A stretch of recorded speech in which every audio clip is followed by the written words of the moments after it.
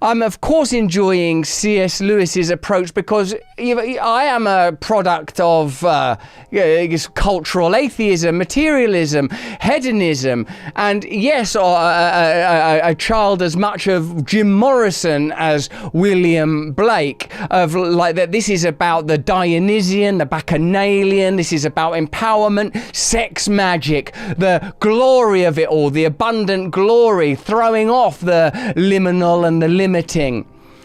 And of course then one arrives one day at the terrible conclusion that there's nothing there, and perhaps only then indeed that's why Jim Morrison died right at 27, which seems to be the fate of many enthusiastic Bacchanalian geniuses. For surely there must be a death. For surely there must be a death. Hopefully you don't have to kill the host.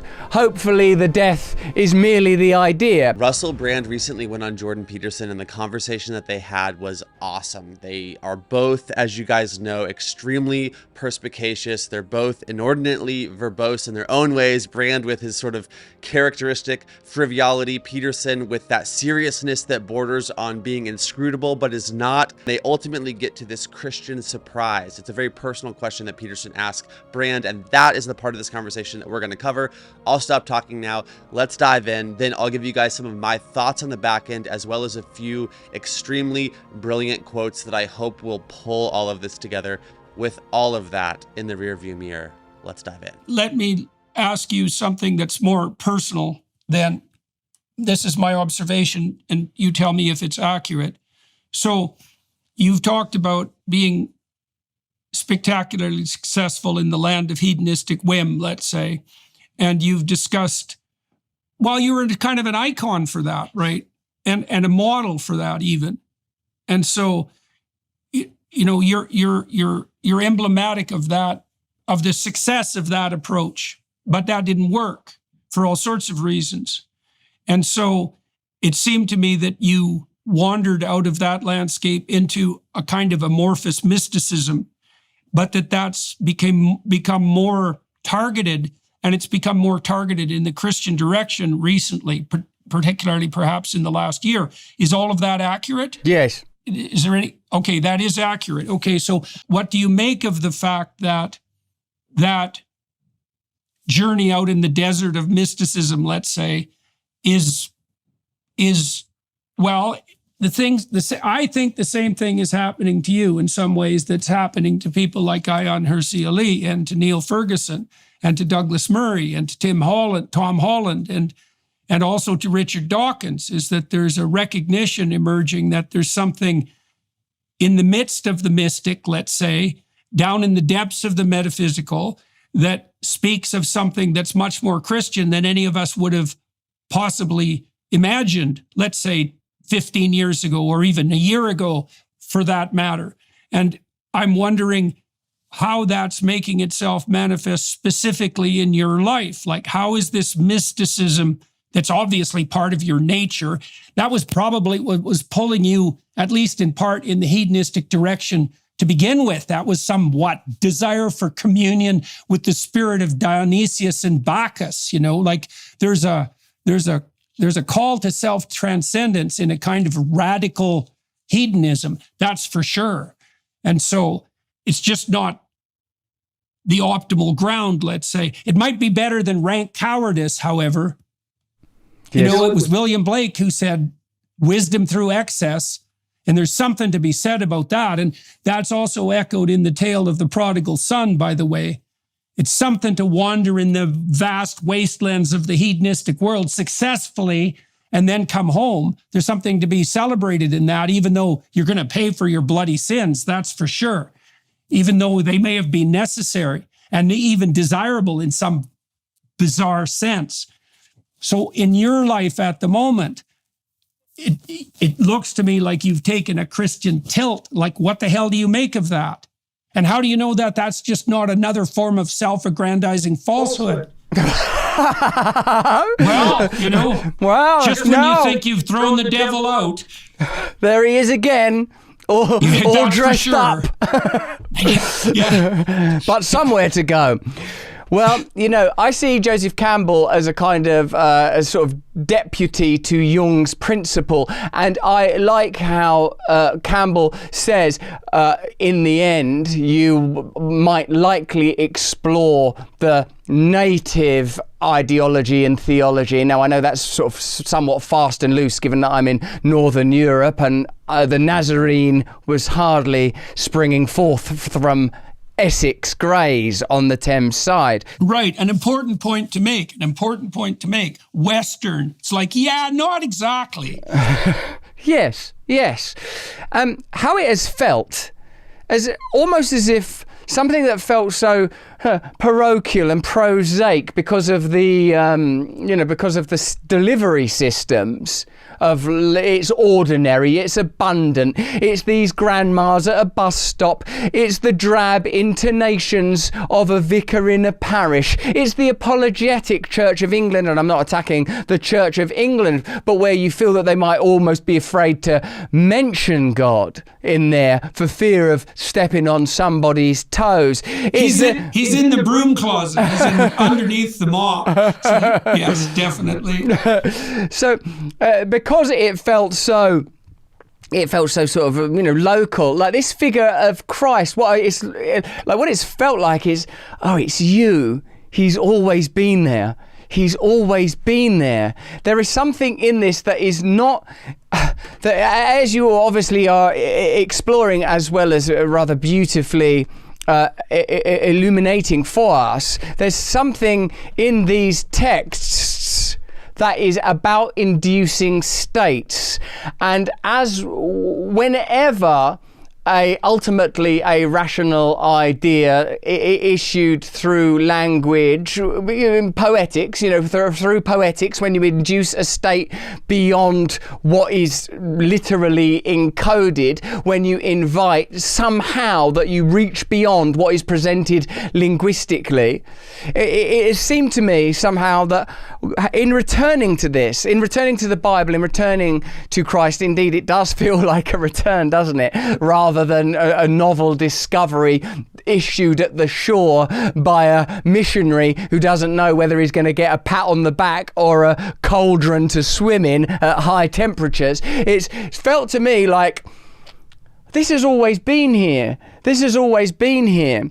I'm, of course, enjoying C.S. Lewis's approach because I am a product of cultural atheism, materialism, hedonism, and yes, a child as much of Jim Morrison as William Blake, of like that. This is about the Dionysian, the Bacchanalian. This is about empowerment, sex magic, the glory of it all, the abundant glory, throwing off the liminal and the limiting. And of course then one arrives one day at the terrible conclusion that there's nothing there, and perhaps only then indeed that's why Jim Morrison died right at 27, which seems to be the fate of many enthusiastic Bacchanalian geniuses. For surely there must be a death. For surely there must be a death. Hopefully you don't have to kill the host. Hopefully the death is merely the idea. And what is offered, and one thing I feel, as you know from our previous conversations, that I have at least a kind of experiential authority to speak about, while not representative authority, is the impact of the 12 steps on the psyche of an addict and its analysis in the ultimately that what addiction represents is a spiritual problem, is a spiritual quandary, and even embedded in the idioms like get off my face, lose myself, get smashed, is the idea that what the actual impulse is, and indeed think how significant the word craving is within addiction, is a move towards, a pulling, some force, some source, some calling, some clarion call, some harbinger, awaiting some personal rapture. The problem is, of course, living as we do in a context that ultimately offers you as the end goal through materialist and rational analysis that you might become just this type of a person in this type of a society. Something important is lost, and those things are explicit in the texts that undergird 12-step practice and philosophy. It is plain that they are talking primarily about, and I've said to you before, but I'll say again, that Jung was a key influence on the founders of that movement, curiously, along with first century Christianity. That what they are not saying, give up drinking, give up drugs. They are saying, give up self, give up self. Give up self.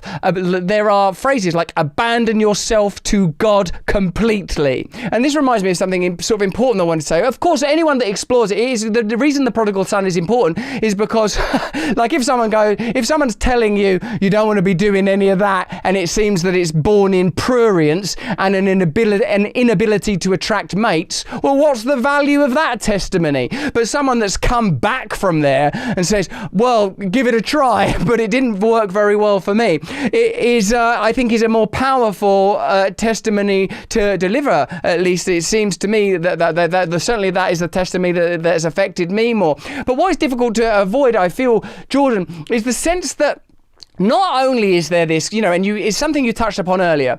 You said, no, it's not only force, and I sort of offered you that perhaps the benevolence that this force has issued, but could be, and this is of course reductive, an inadvertent side effect of tyranny. And please be aware that I am apprised of the fact that the forms of tyranny that are emerging now, apparently in opposition to these old school, not to be repeated, let's face it, militaristic, demagogic, populist, strongman forms of tyranny that we're being continually warned of, are far more terrifying. The Kafkaesque, bureaucratic, banalized, invisible, dreadful, we're here to help, I'm afraid your inquiry can't be heard. This is diabolical. Huxley's hell terrifies me even more than Orwell's, although plainly we're in some amalgam with beautiful gilding from Kafka in the sort of unknowable quality. Where is the judge? What is the trial? Who's doing all this stuff? And it seems to me that there must be, even if we are to say it's about power, even if we are asking, who is it, an internal struggle? Is it my power over my instincts and the expression of those instincts in conjunction with culture that I might call self over time? There seems to be some other agent. There does indeed seem to be a serpent. There do indeed appear to be fallen angels. There do indeed appear to be ulterior forces at work. For I am struck that when I was an emblem of this culture in my hedonism, I was gloried and made much of. And when I say there is something else, we must move towards God. This is when the culture comes alive. This is when the spotlight shines. This is when the knock at the door comes. This is when forces are marshalled. It seems to me that someone must have been telling lies about Joseph K. Both of these gentlemen are clearly on their own journey. They're somewhere en route to, I believe, their final destination. But what they are highlighting in this dialogue is the failure of the system of this world, is the prevalence of evil that has manifested itself and made itself so clear that was intended for evil. That is then actually the very thing that God is using to pull the scales off of people's eyes and help people see the reality of the spiritual dimension of this world. That we're not just talking about culture, politics, or the clash of civilization, or the battle of ideas. We're talking about a spiritual dimension of good and evil that sits underneath the rest of the problems that this world is facing. And this is something that I think is so interesting, talking about kind of the problem of evil, which I know is one of the biggest encumbrances to people and belief in the Christian God. It's the spiritual base level that Christ deals with on his cross. That is God's way of reckoning against evil, is at the foundational level. People thought that he was going to deal with it at the political level or at the ideological level or at the structural level, but no, he deals with it at the base, at the foundation. He deals with spiritual evil, which is the core problem that we're all facing. So that's my first point. Now, my second point is this. I absolutely love Brand's depiction of Christ as this being that has always been there. And I love that he kind of points to the banality and the locality and the smallness of the vision of Christ that he had before he really started seeking and before he really started pursuing. I think this is so relevant because I think that this is an indication of the same place that so many different people are in. This is what Tim Keller talked about when he talked about that many people in Western culture have been inoculated with Christianity, given a small dose that's actually blocking them from the genuine article. And I think that that is what Brand is depicting when he's giving these images of the vicars and the church and these small ways of envisioning what Christianity is and ways of understanding who Christ is. What I think right now, what is happening for Russell Brand and also Jordan Peterson for that matter, is I actually think that they're both opening themselves up to the grandiosity of who God is and the grandiosity of who Christ is. And they're seeing him as this relevant solution to the problem of evil and the relevant fulfillment of the hopes and the longings for justice, for eternal life, for peace on earth, goodwill toward men, all of the things that are so essential in terms of our longings for and our sense of how the world ought to be, the way that we want the world to be. They are now connecting these dots and seeing that is it perhaps the case, and this one's for Jordan Peterson in particular, is it perhaps the case that ultimate reality isn't metaphorical? It's not archetypal, it's literal. It is God himself, the real God, as the basis of reality and as the bedrock of ultimate reality. And then it's even better because he has given us a name by which to call him. Emmanuel, God with us. That grand, vast, bigger than you thought that he ever was, God of creation, God of the cosmos, God of beauty and goodness and truth and everything that we love in this world, also come low, also giving us a name by which to call himself, Emmanuel, God with us, the Creator as the Redeemer, the shepherd becoming the lamb, the author writing himself into the story. But why? Like John Lennox said, what's he doing up on that cross? He's suffering the payment that we all deserve. This is the big enchilada of Christianity, is if we're honest with ourselves, we are a part of the problem of evil. We have each participated in it. We each therefore need Jesus. There's only two people who can pay the baked in consequence for sin, the guilt that is associated, the crime and the punishment. There's only two people that can pay that price, that can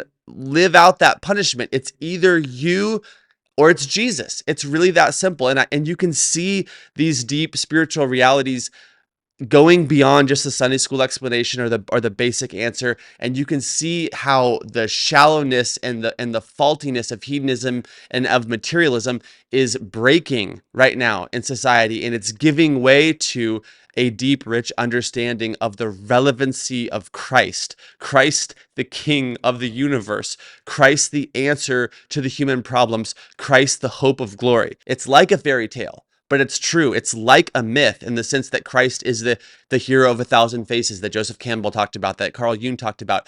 But he's not just an archetype. He's not just a myth. He, as C.S. Lewis also referenced in this video, recognized he's the true myth. He's the one time that the superhero stories and the fairy tale stories actually happened in history, in the real world. It's all real. Jesus is the answer. I remember when Russell Brand was talking about, self, and he was talking about how at the core of AA is this recognition of self and giving up of self. And he talked about this idea that a death must happen. He said, surely there must be a death. Now that idea, for surely there must be a death, is so crucial to Christian understanding. I'm going to read this quote right here. This is by Dennis F. Kinlaw, who, to be honest with you, I don't actually know who this is, but listen to this quote. Satan disguises submission to himself under the ruse of personal autonomy. He never asks us to become his servants. Never once did the serpent say to Eve, I want to be your master. The shifting commitment is never from Christ to evil, it is always from Christ to self. And instead of his will, self-interest now rules, and what I want reigns. And that is the essence of sin. I think that quote is brilliant. Read it twice if that didn't make sense. I'm going to give you guys one other one that I hope here will be of some service to those who are searching and who are maybe opening themselves up to, if you're watching this video, that Christ might be a reality, not just an idea. Here's a quote for you, and I'll end the video with this.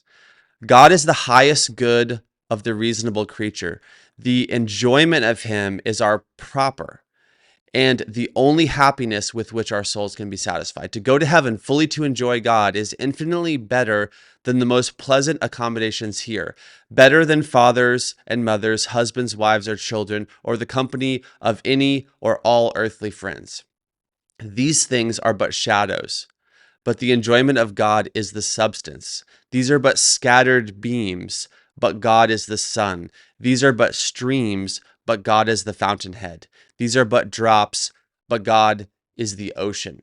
And I think that this is Jonathan Edwards, by the way. And I think that this concept that I alluded to earlier in this video as well, that ultimate reality is God, that everything that we cherish and love and hold dear is downstream from his very nature.